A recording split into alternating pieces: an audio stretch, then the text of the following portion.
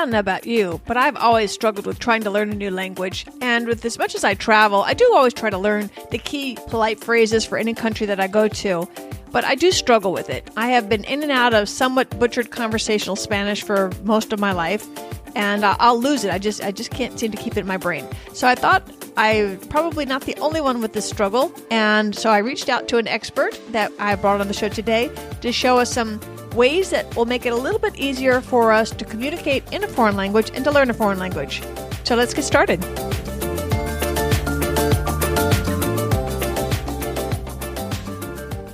Well, actually, before we get started, I'd like to make sure that you have hit the subscribe button on this, the Adventure Travel Show podcast, and also the companion podcast, Active Travel Adventures, where we go to destinations, whereas this one teaches you the how-tos of adventure travel. Active Travel Adventures teaches you all about some really cool destinations around the world. So be sure you subscribe to both of them. They are free on any podcast app, and it helps boost my presence, as well as making sure that you never miss out on an episode.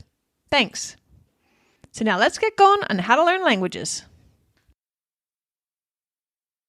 So we have with us today Kerstin Cable with the Fluent Language Company. She is an expert in teaching and coaching foreign languages. She does immersive retreats to her native Germany, although she now lives in England. She's an author and all-around expert in getting us a feel of what we should be doing and learning as far as foreign languages when we travel and just in general. So welcome to the show, Kirsten. Hi, Kit. Thank you so much for having me on your show. Yeah, delight. Yeah, we met at Podcast Move in Orlando last summer, so it's nice that we were able to reconnect. On a very cold January day, at least for me.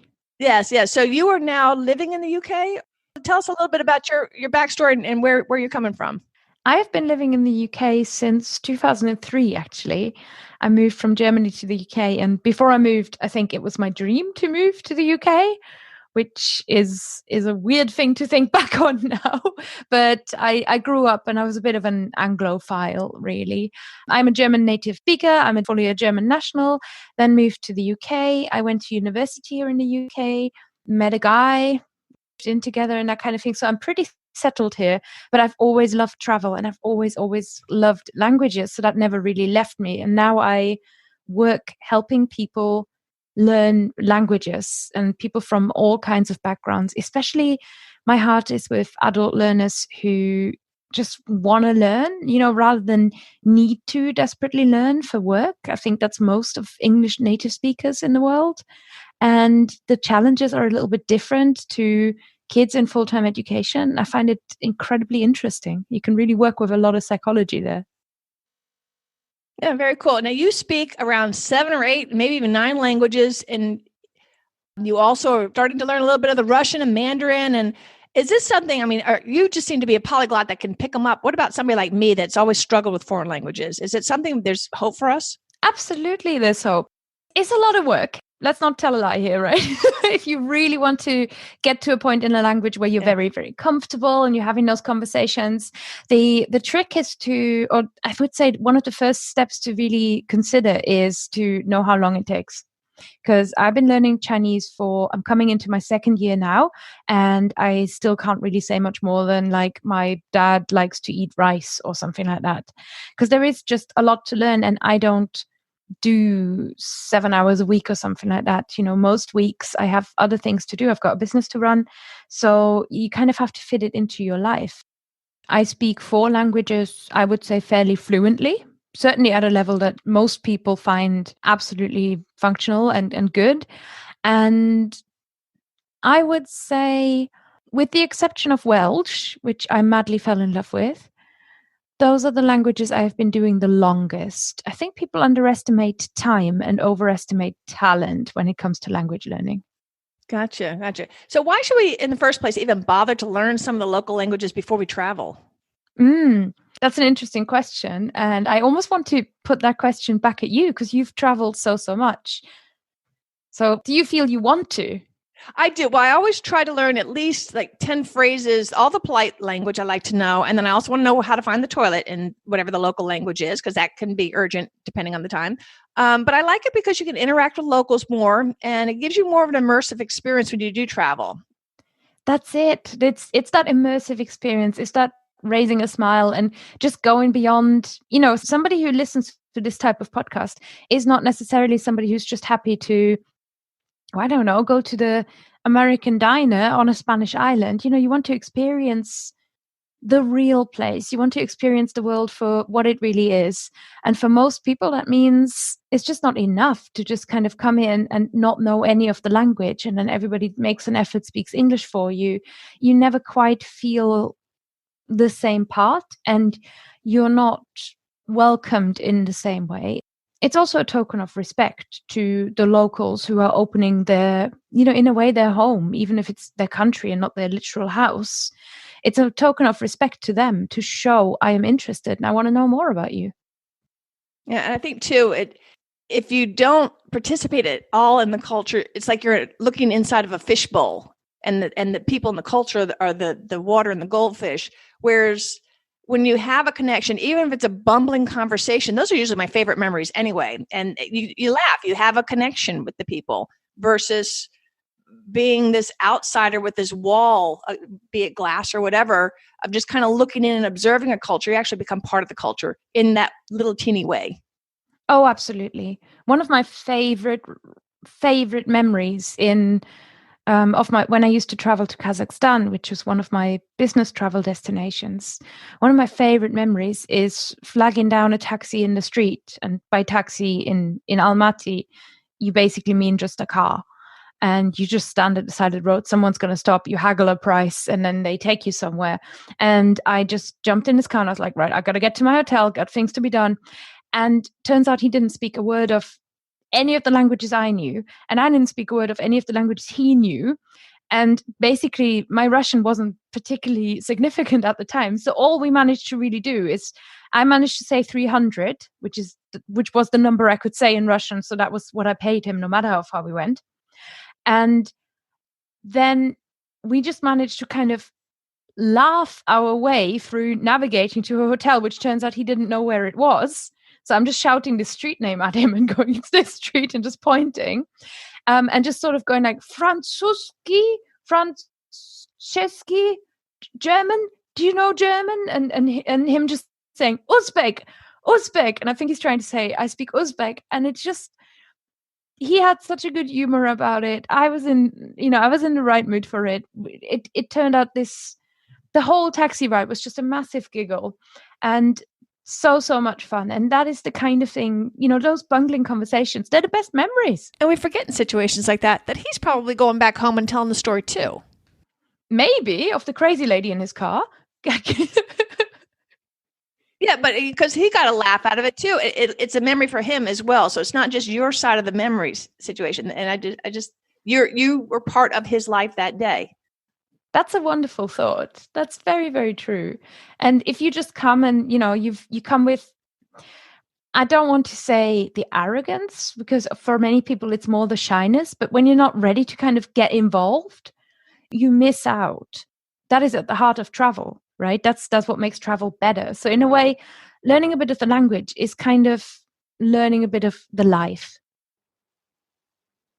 Right. And I was going to ask you a little bit about this later, but since it kind of ties into what you just said, I think a lot of people are so afraid to make a mistake and bumble, and that inhibits them in language learning. Whereas if you just get out and massacre it and butcher it, that's how you're going to learn. So what are some of the traits of people that actually do grasp a new language? That's a really interesting one. And I'm thinking back to every immersion retreat that I have led and the differences between my speakers of different languages. And I think you are right that the people who I find most successful in communicating in the language are not the ones that give me the grammatically best sentences. They're not the ones that ask me about every single rule.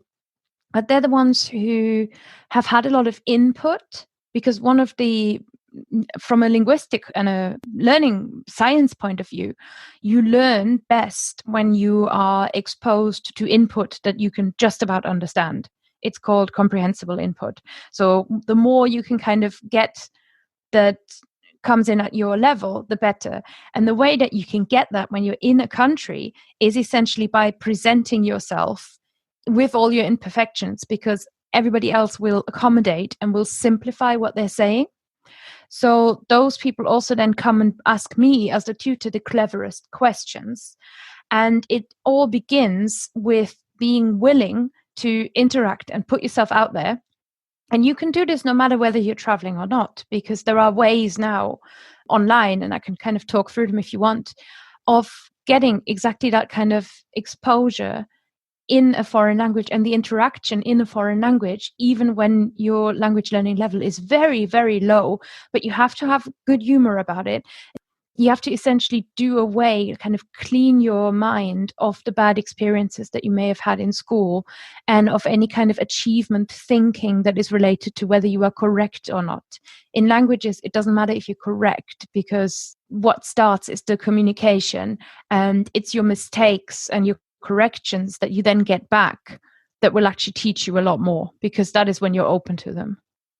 Yeah, so basically we're saying it's better to speak poorly than to not speak at all. And that's how we learn. In fact, believe it or not, I have my certification to teach English as a second language, and they call it the +1. We'd always try to just stretch a little bit beyond what they know to stretch their boundaries to get them to grow that next step. That is exactly it. It's called the zone of proximal development, if I'm remembering that correctly. I get the impression, or I hear, I actually didn't experience this for myself when I was in France, that some countries don't like you butchering their language. France has that reputation of that. Is that something like some languages or some countries are more apt to embrace you trying their language, or are there personalities of that way, or does that make any sense at all to you? There are two issues that may contribute to people thinking this. One where I really feel there might be some truth to it, and one where I really think the impression leads to a misunderstanding. So I'll start with the misunderstanding, because that's probably more common. And I think maybe the French get this reputation because France, and in particular Paris, is, as far as I'm aware, one of the most visited cities in the world. Americans love Paris. Brits love France. Everybody goes there. And at the same time, people want to have the kind of tourist level interaction most of the time. And at the same time, people have done a bit of French. So it's kind of the one where people have just enough knowledge to be dangerous. Then they go to France. And then commonly, the mistake language learners make when they're in country is to expect the first person they run into to kind of become their exchange or study buddy partner, right? That person becomes the litmus test for all your language learning so far. And that person usually is somebody who's just trying to get a job done, and they kind of don't care, right? They're not here to help you with your language. They're just here to perhaps help you with your luggage, check you in, or even like drive your bus or something like that.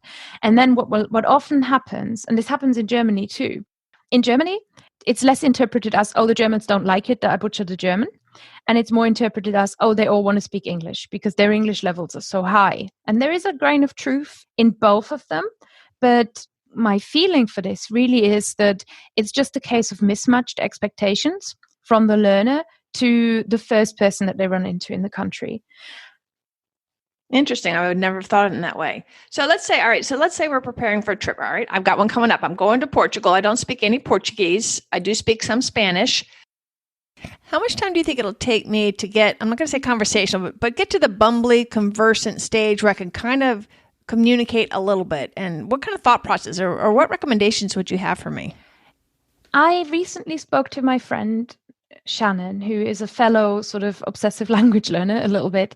And she went on a trip to Iceland, had a flight from, I think, LA to Reykjavik, which is 11-hour flight. And on that flight, she did nothing else but study as much of the language as she could. And what you just described, she achieved in that time. So that amount of focused time is actually more than enough to kind of get you there. Really, to learn the basics in a language will, to be able to exchange a few phrases, perhaps introduce yourself, etc. I wouldn't really think in a language like Portuguese, if you're already a Spanish speaker, that should take you more than a day, a working day, perhaps, or you can just kind of spread it out over time. What might be interesting is also to think, well, either what else can you do? Do you want to have any other kind of conversation? Is there anywhere that you want to visit and you want to know the vocab for? And the other aspect is, don't forget, and people do, I think, people think they have to be like ready in the language when the plane lands. Whereas actually, don't forget that those are just the stepping stones to then learn much, much more in country. So you kind of want to get yourself just to a stage. I call it the waffle stage quite often when I talk about travel. And I'm thinking, pancakes and waffles, right? And if you pour syrup on them, whatever you put on your pancakes, with a pancake, it kind of just runs off the side. So there isn't really that much sticking. But with a waffle, you've got all those nice holes where everything can kind of stick. And you want to get yourself to a stage where you're essentially the language learning waffle, so that whatever input you want to have and you've got coming at you is going to just kind of have somewhere to stick. I absolutely love that. That is perfect. I want to be a language learning waffle. I was going to ask you this later too, but I'm going to ask this now since that we're talking about it. I bought a book that says it's going to teach me the 4 Romance languages: Portuguese, Spanish, Italian, and French, the grammar simultaneously. Do you think that's even possible? Yes, for those languages, yeah. They are all Latin-based. You could even, if you want to really challenge yourself, you could probably throw Catalan and Romanian in there and you still wouldn't be straying too far. They are fairly similar languages. Well, that's really encouraging because I've always had interest in learning all 4 of those languages. Are some languages easier to learn than others? Some languages are more similar to the language you already know, English, and those you might perceive as easier to learn. What makes that difference is, for example, something called cognates. So Spanish tends to be quite straightforward for English learners because it has more words that look really familiar. Think of the word importante, for example. You just need to look at that once and you know it's related to important. German does not quite have cognates that are as obvious, so it might be perceived a little bit more difficult. And it's got a more complex grammar. So there's different hurdles at different stages. The easiest language in the world is kind of the one that you're really excited about and you want to learn in that moment. So don't underestimate the power of your personal motivation, interest, and desire to learn that language. And that's probably true of anything. If you want to, you tend to. What advice can you give us if we're bumbling around and we're trying to speak in this new language when we're in country and they keep reverting to English? What advice could you give us there? Consider which kind of social situation you're in. So is this somebody, you say maybe you're going to the pub with people, you're going for a drink? Sure. It depends on your language level. If you feel like you wouldn't completely be in their way, it's absolutely okay to say, hey, I really want to practice my, let's say, German. I really want to practice. I will stay in German no matter what you do. And that is something that you have control over, because ultimately you've no control over whether they switch to English. But if you then just kind of take it and run with it and reply in English, then you're training them that works. So especially with friends that you see more than once, one really easy way of kind of getting around that, if your relationship can handle it, is to just stay in their language and, kind of get them to do that with you. But it really depends on your level, because you don't want to like dumb everything down. But even with my husband, who speaks very basic German, we've managed to speak only German for a week and we got by. Gotcha. All right. So what kind of advice can you give us if we inadvertently offend somebody or do something rude just by inserting the wrong word, usually is what it is, and you only gauge just by the local's reaction that you've done something really wrong? Any advice there? I personally have never experienced this. I would imagine that most of the time, it would have to be something significantly major where they wouldn't even give you any leeway, for learning their language. So most of them just start laughing, right? If you don't know what is wrong and you get the feeling something's wrong, I think it's okay to say, what did I just say? Did I say that wrong? Tell me again how it sounds and make it into a teaching moment. But otherwise, if they're laughing, I think it's fine to just laugh. Okay. And I do remember one time, I think it was in Costa Rica, and I was in the morning, I was tired, and I I think I was trying to order orange juice at breakfast, which you'd think would be kind of intuitive, but I asked for a glass of play because jugo and juego sound kind of similar in my brain at that time. She could not understand what I was doing. And even though to us, that sounds like, well, they sound kind of the same, but to her, play was play. It could not translate into juice.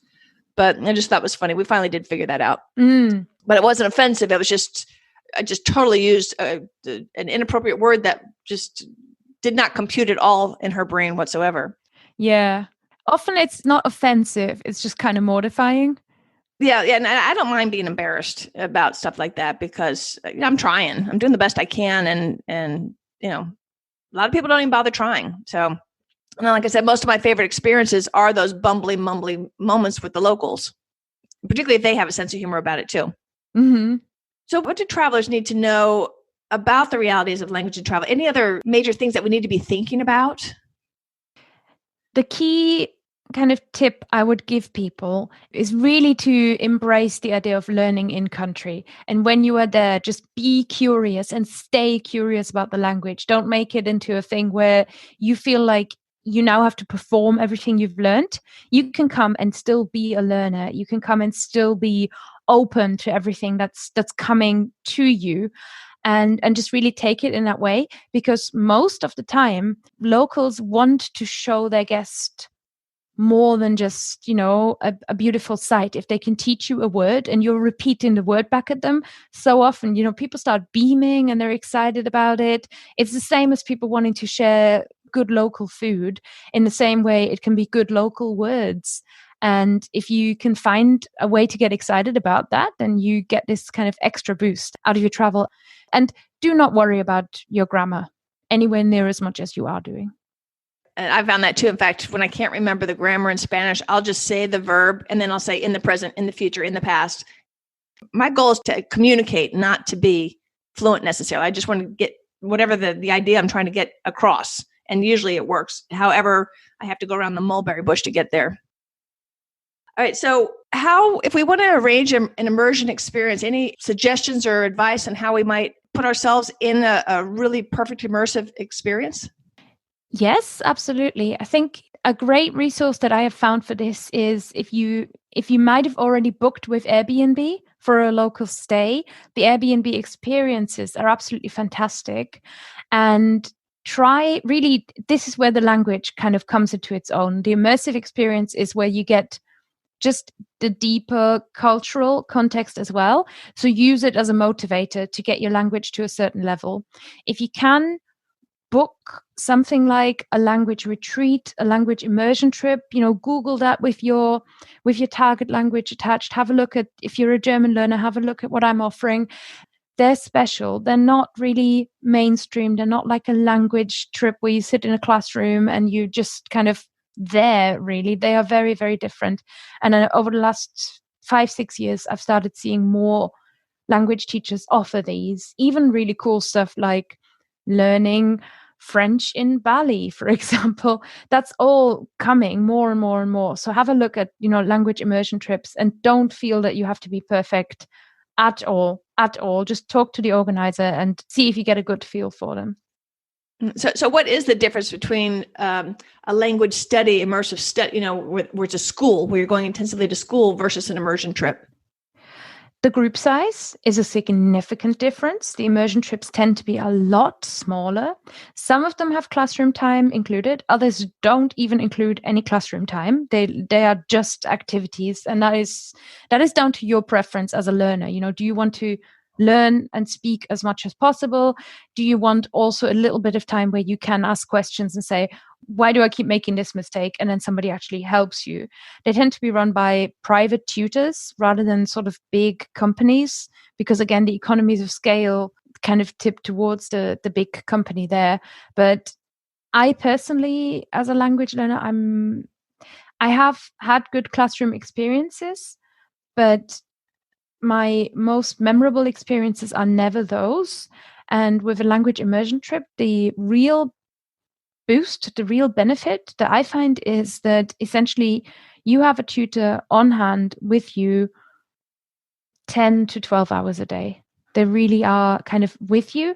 And that doesn't mean necessarily that they're going to correct you all the time, but it does mean that you have got that incentive and you've got that person that you could speak your language at your level and they're not going to switch to English. And over time, every time I run a trip, on about day 3 or 4, I know those particular students' weaknesses. I know those particular students' pitfalls. So I can just give them the most important corrections. It is just that much more efficient to teach in that way for me. And it's just that much more fun because, I almost organize the activities on request. Gotcha. So, and then also, how has the internet changed how we are learning languages? Oh, it's completely turned it around. It's made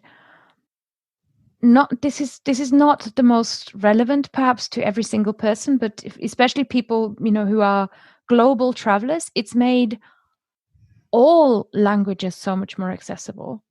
So I could not necessarily have learned the Welsh language outside Wales anywhere near as easily as I have.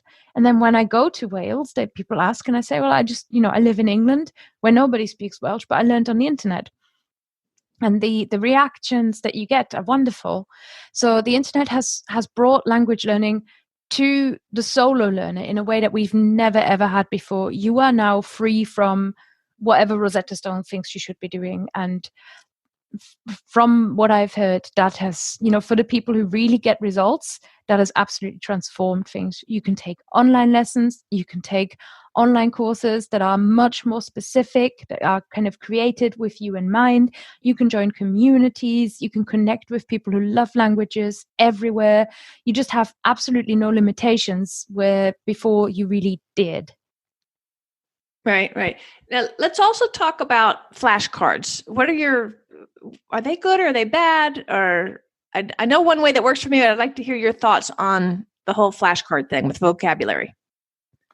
Oh, it's a timely question because I've just, over the Christmas break, I made a vocab course, like a new kind of system on how to organize vocab. And I've been getting a lot of flashcard questions as a part of what I'm teaching in this course. So I think flashcards, digital flashcards or physical flashcards are great as a system. You need some kind of system. Personally, I came up never using them, and I learned 90% of all the language I've learned has probably not been through digital flashcards. However, they can be super, super useful because you've got your phone, right? So you might as well use it in that way. The best way to use flashcards is to bear in mind that they are a review tool, but they're not a memorization tool necessarily, and to try and use the language in lots and lots of other ways, because otherwise what you learn is perhaps a list of words that kind of stick somewhere in your brain. So it's good for growing your vocabulary in general, but it doesn't really give you the tools for handling the language. One little trick, this may only work for me, but it does work for me with the flashcards. Instead of writing, I'm going to say apple. I'll use an example. I had to teach in Swahili, even though I didn't know Swahili in my ESL class because I was teaching people that didn't speak the language. And for me to learn enough Swahili to teach the class in Swahili, I had to come up with a system. And what I did was the word for chicken was cuckoo. So on my flashcard, instead of writing chicken on one side and cuckoo on the other, I drew a picture of a chicken coming out of a cuckoo clock. So that's what I would see instead of the word. So it's not a direct translation, it's an image. So if ever I need to pull that out of my brain, I don't really forget the cuckoo clock with the chicken. Whereas I might forget cuckoo as just a word that I can't anchor to anything. That is exactly it. That is magical. You've just described sort of that memorization step so perfectly. And it really is about making words as sticky as you possibly can before you put them in a flashcard. And it sounds like you're creating your flashcards old school. So you're working with paper flashcards? Oh yeah. I'm almost as old school as you can get about everything. Yeah. When you're talking flashcards, digital, it's like, oh yeah, I forgot they have that. That's where most people come. And so what people do very often is download an app and then just work with whatever set that app gives them, whatever set of words. And that it's fine. Eventually you will kind of ram these into your memory if you review them often enough, but it's not as effective as creating your own flashcard deck, which is what you're doing. So work with words that actually you encountered, you needed, and that kind of came in context with you, and then have a good way of memorizing the ones that don't stick. And you've just had, I call it the sounds like way of memorizing, and that is it's one of my favorites. It's one of my absolute favorites. One of the examples I teach in my course is the Welsh word coino. Coino means to complain. And that took me ages to remember until I saw a picture of the actual Queen, the Queen of England. And I thought, oh, the Queen says no to complainers. So Queen, she says no to complainers. And now when I've got the picture of the Queen associated with that, I don't forget it anymore. And often it's just telling ourselves that little story. That's enough to make things memorable. It's probably been 5 years on the cuckoo, at least. And yet that's probably in my brain forever. And I remember too, a driver, Johnny Yellowcar was his name, in Beijing, was self-taught English, but every time he would hear even us talking a new word, he would scribble it in his notebook and study it that night. So he was picking up, 5 to 10 words a day, but over the course of days, months, and years, he became an excellent English speaker just by those were words he needed that day. And so he could then find a use to how could I use that and learn to put those in sentences so it's not just a random word just out floating in a cloud. So one of the least effective ways that I have found for myself and also with my students is when somebody might just Google a list of the 500 most frequent words or something like that in a language. And then the idea being, I'm going to study these words and then I will know 90% of the most frequently used words in that language. And that makes statistical sense. But to sit there and cram a list into your brain, it's very demanding for your brain. And in fact, you can learn those without trying if you just pick up, for example, a story, like a graded reader, a story-based course, and you follow something that is designed for beginners. That will work with the same words because those words really are that frequent. So if it goes back to this idea of the comprehensible input. If you find yourself something that you can understand, those words are going to go in. So my view is that flashcards and frequency lists, etc., they're a great tool, but they're like step 3. Don't make them step 1 in your routine. Interesting. And what about the fact that we all learn differently? I'm a visual learner. Other people like audio. Some people are tactile. They've got to actually do it or whatever. How does that come into play when it comes to language learning? A good study routine in a language works on 4 core skills, which are listening, reading, speaking, and writing. So that is one part, and that usually covers most of the what's called VARC, like the visual, audio, tactile, kinesthetic, it's called. And then there's one other one. So people who really want to experience something. So ideally, you want to actually hit all of those. Do you have a preference on if we have to emphasize grammar or vocabulary? You allude a little bit to your answer on that, or how important is grammar in this whole scheme of things? I have to actually take myself out of this answer a little bit because personally, I really enjoy grammar. I like the way it puts the world in order. But most people don't enjoy kind of sitting there with a rule. I really like personally seeing the whole system. But what I'm doing there is I'm following what I like. And if that's not what you like, if that's not what you enjoy, don't do it. You will find, even if you never ever study any grammar, the questions that relate to grammar are going to come up in your mind. The questions are going to be, why is this sentence in this order? How do I say this and this and this? How do I put these words together? And then the most efficient or the most fun way really to think about grammar is to think of it as pattern spotting and realize that if you can say, oh, I went to the party, then you can also say I went to the event, and you can say I went to the ball, and you can say I went to the airport, and that I went to the is one part of the sentence, and then there's something that you can change around. So this pattern spotting is something that we do even as kids learning our native languages. And that is really what grammar is. And what it shouldn't be is you just sitting there with like a rule book and literally run through all of the rules and go, okay, now I've got to do this, and now I must never make that mistake again. The fun way to learn grammar if there is one, is to use it to answer your questions. And then that means you wait until the questions come. Got it. And that's a good way to look at it too, because it doesn't sound like drudgery. It's you. And I like the pattern spotting because there's patterns in life, not just languages, and our brains are kind of geared to look out and seek patterns sometimes, even when they're not even there.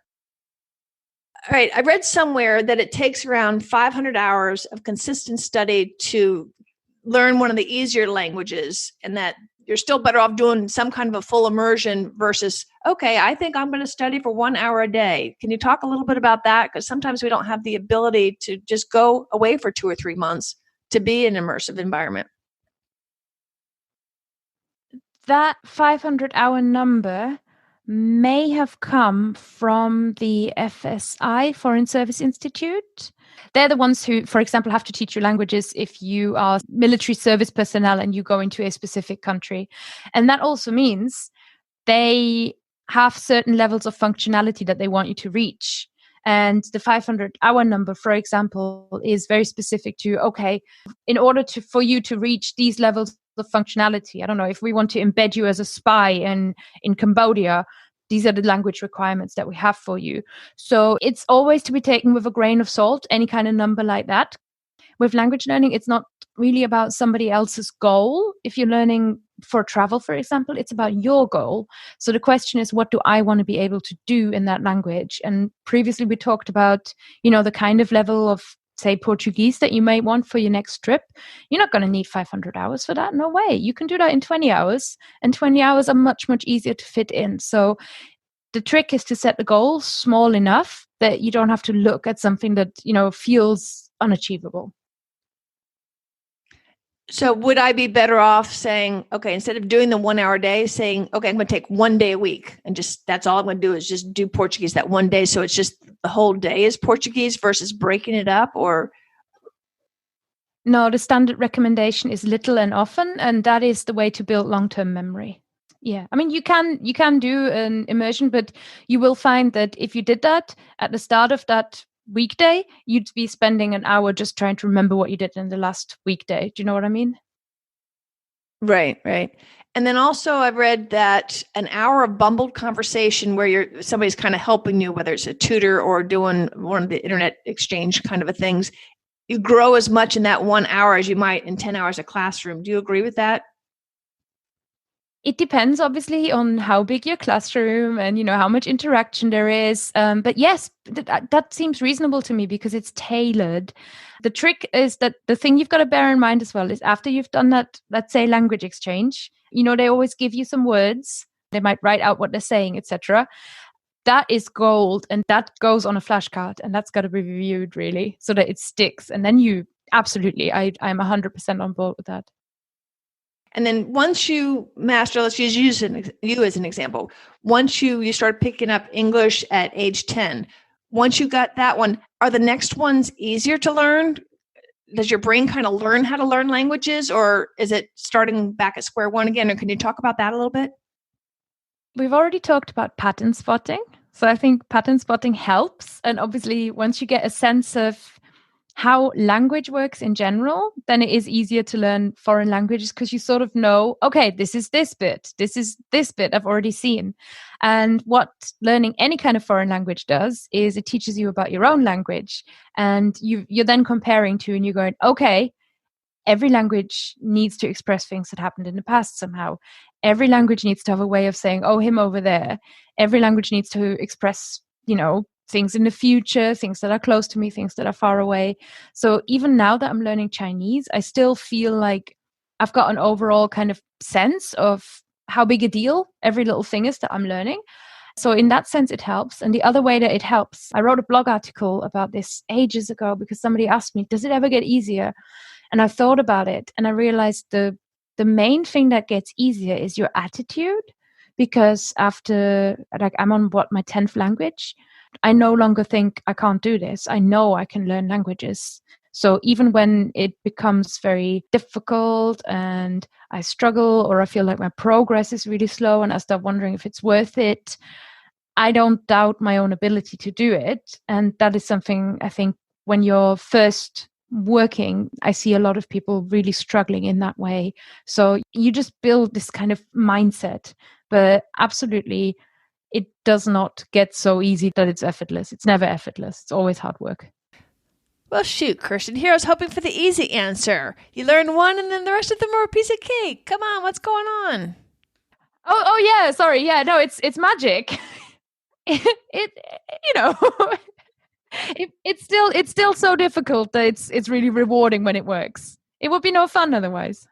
Well, okay. I know when I tell people to go on these great adventures that they should push themselves and make it hard and all that kind of stuff. So I guess it's the same thing with language learning. I guess no pain, no gain, no satisfaction in language learning as well. I do have one odd thing.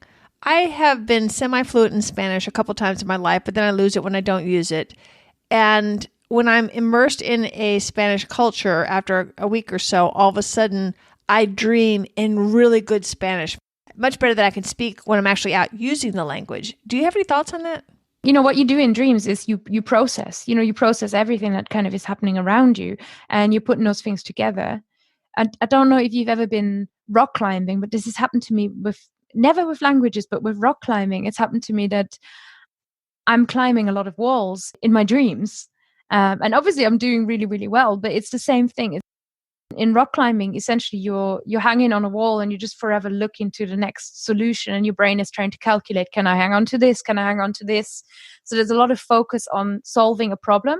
And I think when you're immersed in a language, you're in that same state, all the time, where you are challenged and your brain is just problem solving. I think it does that in your sleep as well. And that's why your brain kind of really engages with that language in a more immersive environment where you're just challenged all the time. All right. So are there any, what resources can you direct us to, or where do we go from here? Say, okay, I'm gung-ho. I want to learn Portuguese, or this person wants to learn Mandarin. What do we do next? How do we start? If you want to just dip your toe in it, I'd recommend getting yourself a phrase book. And if you are the kind of person who downloads language learning apps, if you're the kind of person who downloads Duolingo, I challenge you to download 2 or 3 apps, because you're so much more likely to actually use them. I usually find people drop off with Duolingo and then they've just got nothing to fall back on. Other great recommendations are, there's one called Lingodeer, Lingodeer. And there's one called Memrise, Memrise, and finally Drops.